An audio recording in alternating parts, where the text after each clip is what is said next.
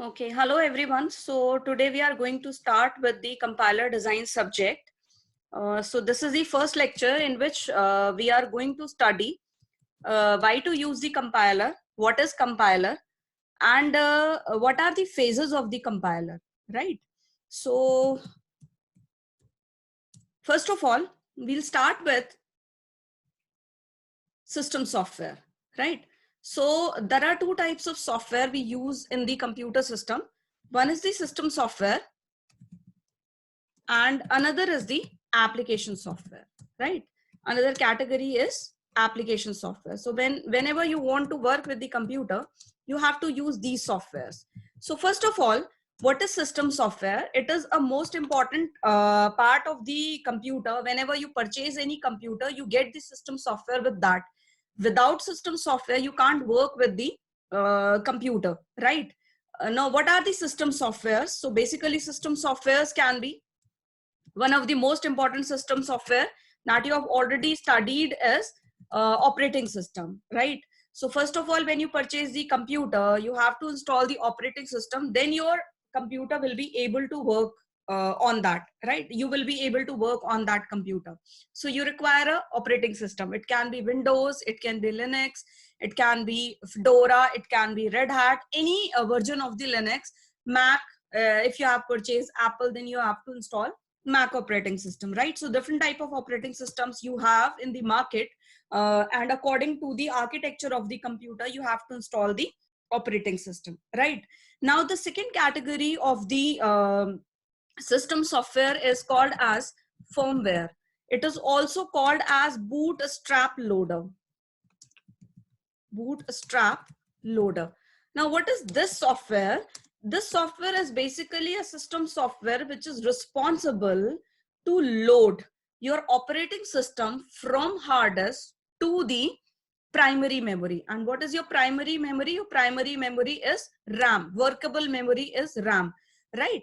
So this software is required because whenever you install the operating system, your operating system stores into the hard disk, right? And when you switch on the computer next time, you require the operating system to be loaded into the RAM, then only you will be able to work with the computer. So firmware is basically a software, or you can call it bootstrap loader, is a software which loads your operating system from the hard disk, from the boot sector. You know that there are various kind of sectors in your hard disk, right? So there is a first sector or zero sector that is called as boot sector. So it starts loading uh, your operating system from boot sector to the RAM, right? So this is the second system software. Now the next system software is translators. Now basically there are three types of translator that we generally have as a system software. So one is a compiler, another is interpreter, and last is assembler, right? So compiler is basically, first of all, translator. What is the work of translator? To convert one language into the another language. I mean, whatever type of translator is it, if it is a converter, it is a language converter, then it will convert your English language into Hindi language, or Hindi language into English language, or some other language. So in the similar way, your computer has a translator. There are three types of translator it has: compiler, interpreter, and assembler. So compiler is basically a translator which converts the high level language into the low level language as a whole, which means the whole program will be converted into the low level language. While in case of interpreter, it does the same work, like it converts the high level language into the low level language, but your program will be converted line wise. Like first it will convert the first line, then second line, then third line, and then so on, right? Now come to the assembler. Assembler is basically a special kind of translator which converts your low level language into the machine language, right? So there are three types of language used by your computer: high level language, low level language, and machine level language. So high level language is a language which is used generally by the programmer, you and me, right? User, programmer, you and me. So this is high level language. It is a similar kind of English language. Fine. Now the low level language is basically an intermediate language, which is neither a high level language nor it is in the form of 0 1. It is not in the form of binary. So it is basically in the form of codes. You need to understand what is the functionality of a particular code, then only you will be able to use that particular language. So basically, if you study microprocessor subject as a course in the computer science or information technology, for example, microprocessor 8085, then you'll come to know how to program the microprocessor 8085. There are certain codes to write the program or to write the code into the microprocessor 8085 or 8086 or any kind of microprocessor. If you are using for the programming, then you have to use assembly level language program, right? Assembly level language. Now the third language is a machine language, which is used by or understandable by machine. That is in the form of 0 and 1. So translator, compiler will convert your high level language program into the machine level language program as a whole. Interpreter will convert your high level language program into the machine level language program, but line by line. And assembler will convert low level language program into the machine level language program. So this is the translator. This is all about the translator. So in this particular lecture, we'll focus on the compiler. We'll discuss about compiler and assembler both, and sometimes we'll discuss about the interpreter also at the initial stage. So before starting the compiler design in a depth, let's discuss about the difference between the compiler and interpreter, like compiler versus interpreter, right? So what is the first difference or advantages or disadvantages between of compiler and interpreter? The first difference we'll take from the definition. The compiler will convert your high level language program into low level language program as a whole, while your interpreter will convert your program line by line. Fine. So what will happen according to the first difference? When your program is converted as a whole to the low level language, so obviously your speed will be fast. It is a second difference.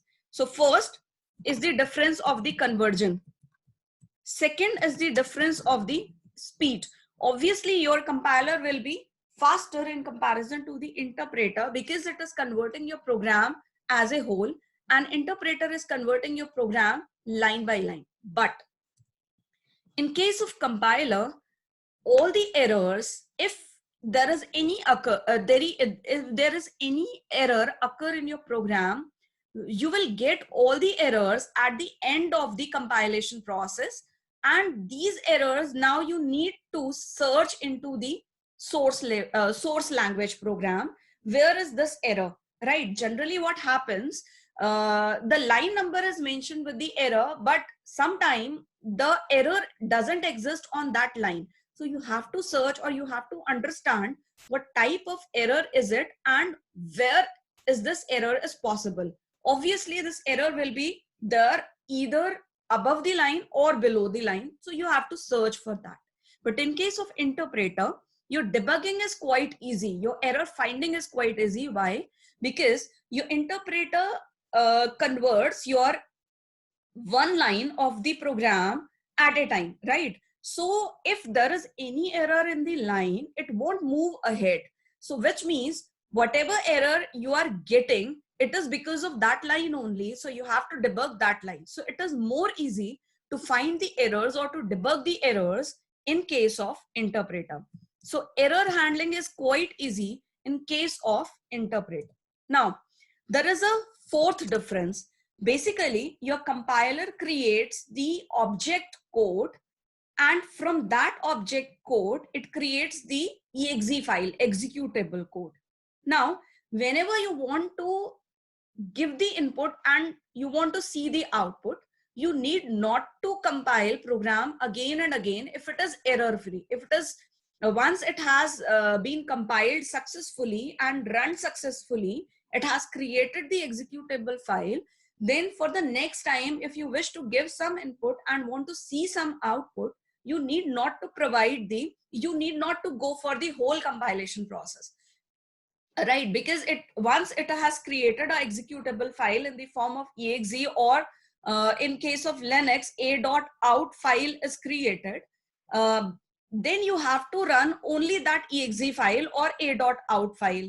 It will automatically ask for the input and will give you output. So you need not to go through for the whole compilation process. While in case of interpreter, you have to go through for the interpretation process again and again. You have to run your program again. The interpreter will again run your program, convert your program line wise, and then it will execute your program, right? So the compiler will create object file, and after that exe file, executable file, right? While in case of interpreter, you don't get these kind of files. So you have to go through with the translation again and again if you wish to provide the input and you want to see the output, what kind of output you will get after the interpretation, right? So these are the main differences between compiler and interpreter. For other difference, you can refer the book.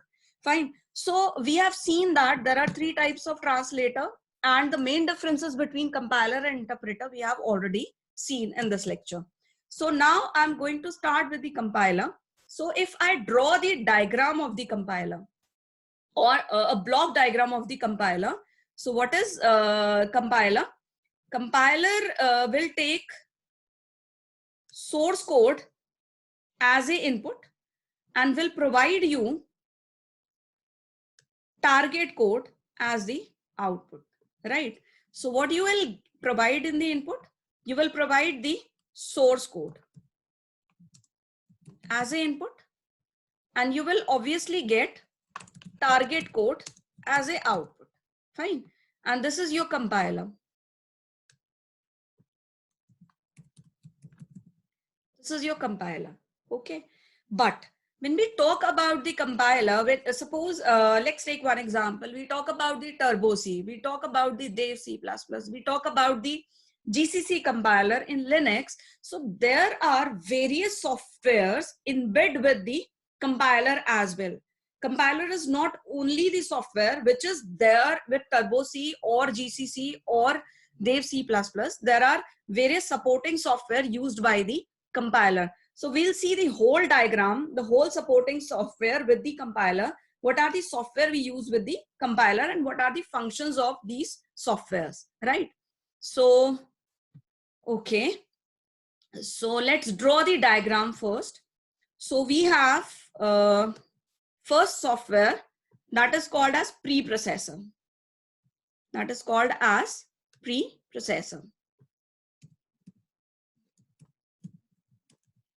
Okay.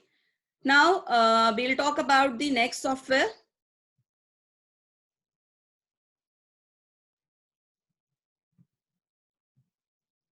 Okay. So the next software is a compiler. First, I'm drawing all the boxes. After that, I'll write. And after compiler, the supporting software is assembler. And after assembler, the supporting software is linker and loader, right? So we have a preprocessor, then we have compiler, then we have assembler, and then we have linker and loader, right? Now let's see what are the inputs we generally provide to these softwares, right? So first, the high level language source code will be given to the preprocessor. Okay? Now, after preprocessor, the preprocessor, क्या होता है इसको हम will discuss in the detail. After preprocessor, you will get pure high level language. Pure high level language, right? Now, this pure high level language will behave as an input for the compiler, and this will generate the assembly language code. So basically, we can call it low level language code, So low level language, right, will be generated, code will be generated by the compiler.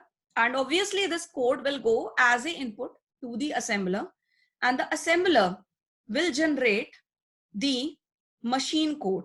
And this machine code will be relocatable machine code. Fine. So the assembler will generate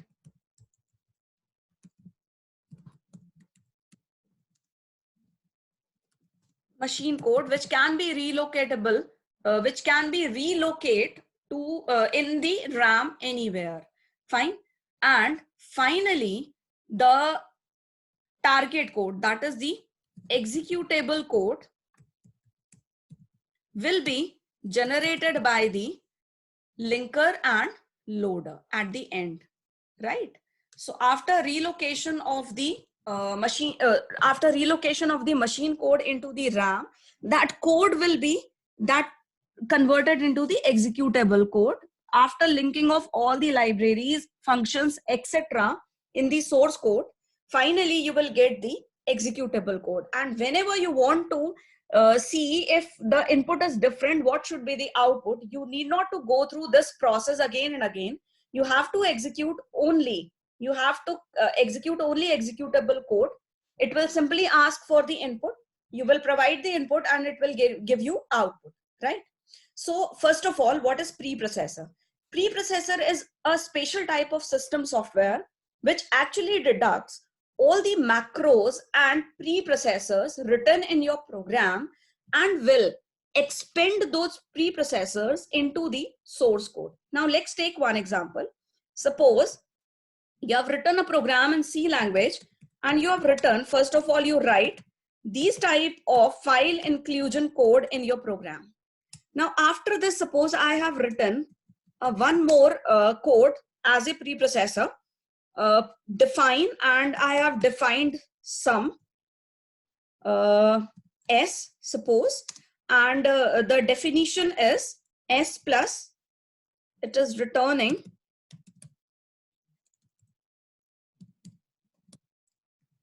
s plus s. This is the macro that I have written in the program, and after that my main program starts, right? Now what happens in the program when I'm going to compile it, first of all, the preprocessor will deduct all these kind of statements which starts with the hashtag. These statements are called as preprocessor statements, right?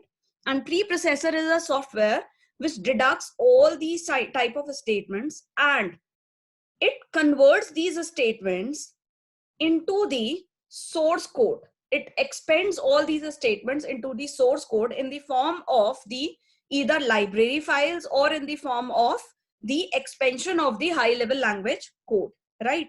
Similarly, it deducts all the macros written using hash define and converts these or expand these macros into the program. Suppose I have called this function here, right? So what will happen? It is a macro, will be deducted by the preprocessor, fine, and it will go to the definition and it will substitute this definition here. So suppose I have called a function, a macro, in this way, right?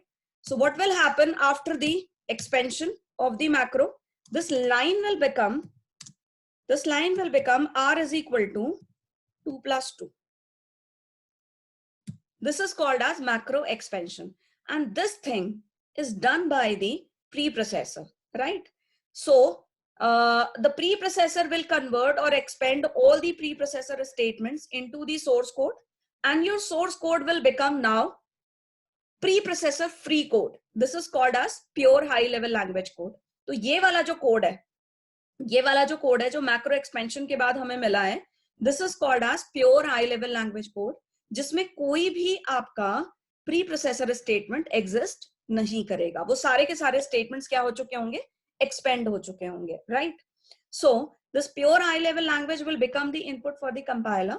Now compiler will convert this high level language code into the low level language code, and obviously it is in the form of assembly language, so it will be machine dependent, because The language, the assembly language depends on the processor architecture.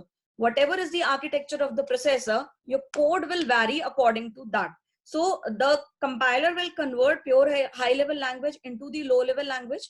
This low level language will be then translated by the assembler, will go to the input for the assembler, will be translated by the assembler, and the assembler will generate the machine code, right?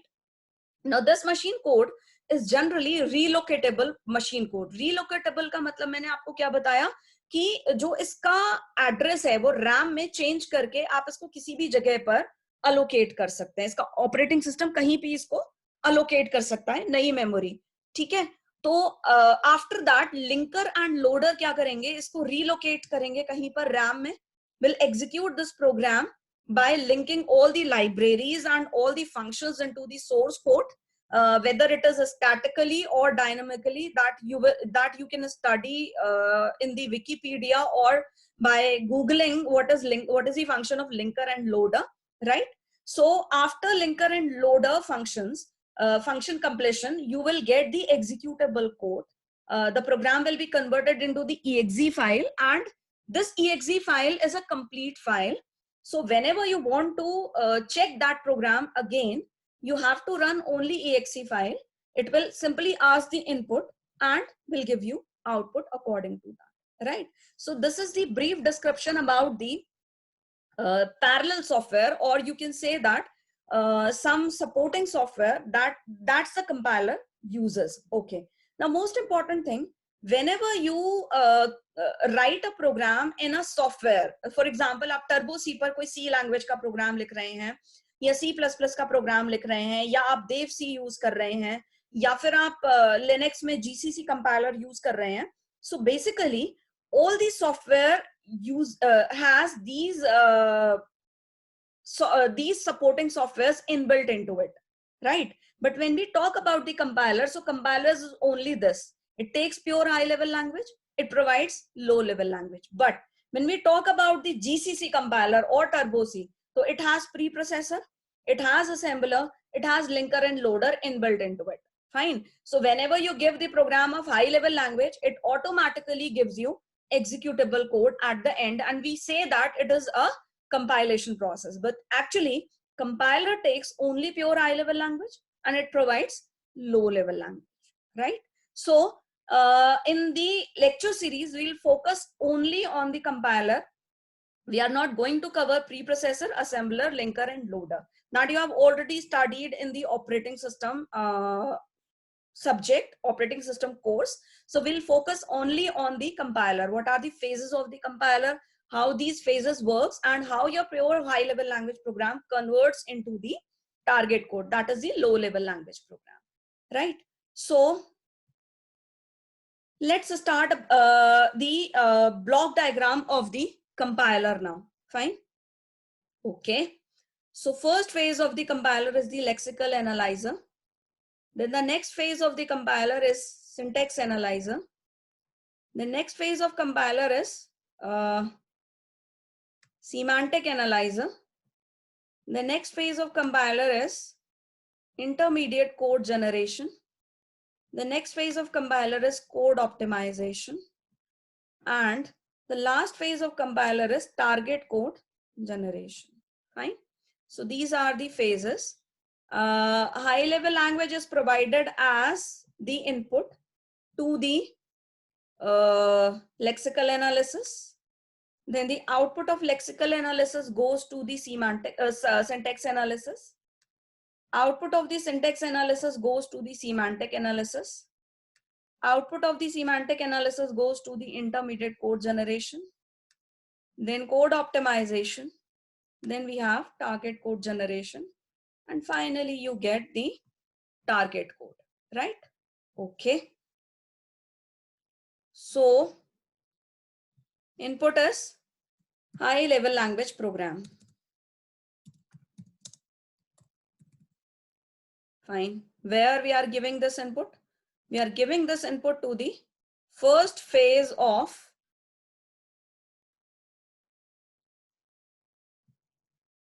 compiler, that is lexical analyzer.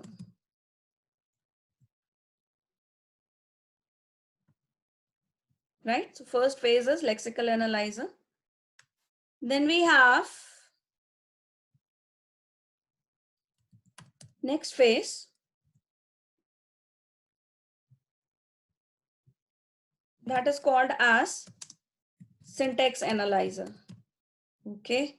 Now what is the output generated from the lexical analyzer is the tokens generated by the lexical analyzer, and it goes to the input for the syntax analyzer. Now the next phase of compiler is semantic analyzer.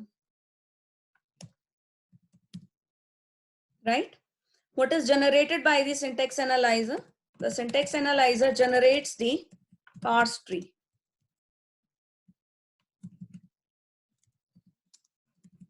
And it goes to the input for the semantic analyzer. Now the output of the semantic analyzer is semantically का मतलब meaningful verified parse tree. हर एक statement का क्या करेगा ये meaning जो है वो एड ऑन करेगा पार्स ट्री में, और उसके बाद जो पार्स ट्री जनरेट होगा that is called as semantically verified parse tree. Now the next phase is intermediate code generation. Okay. Now the output of this intermediate code generation is generally 3 address code. Although there are various types of intermediate code generation method, but the most popular method is a 3 code method. So we'll study 3 code method in detail, right? Now the next phase is code optimization. Okay. So basically the purpose of code optimization phase is to reduce the size of the program, to reduce the size of the code, source code, right? So what is the output? Optimized code you will get as a output.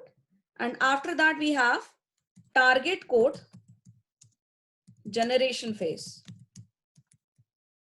And this particular phase will provide you final code, that is target code, in the low level language, right? So this is basically a phase diagram of the compiler. Now, most important thing, with all phases, there are 2 parallel phases. There are 2 parallel things which runs.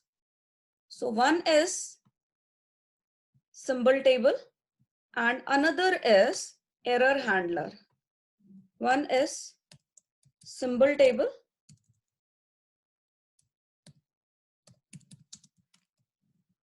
and another phase is error handler, right? And these phases are connected with the all phases. So symbol table is connected with lexical analyze, syntax analyzer, then it is connected with semantic analyzer, then it is connected with intermediate code generation, then it is connected with code optimization, then it is connected with the target code generation, right?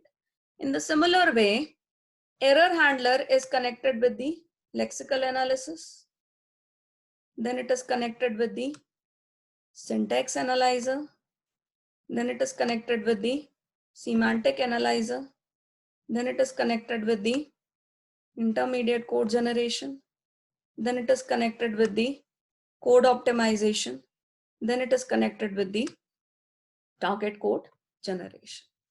Okay, so basically now let's summarize the phase diagram of the compiler. So basically how many phases are there?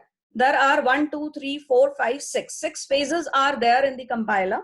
The first phase of the compiler is lexical analyzer, which takes the pure high level language as the input and it provides the tokens of the as a output, right?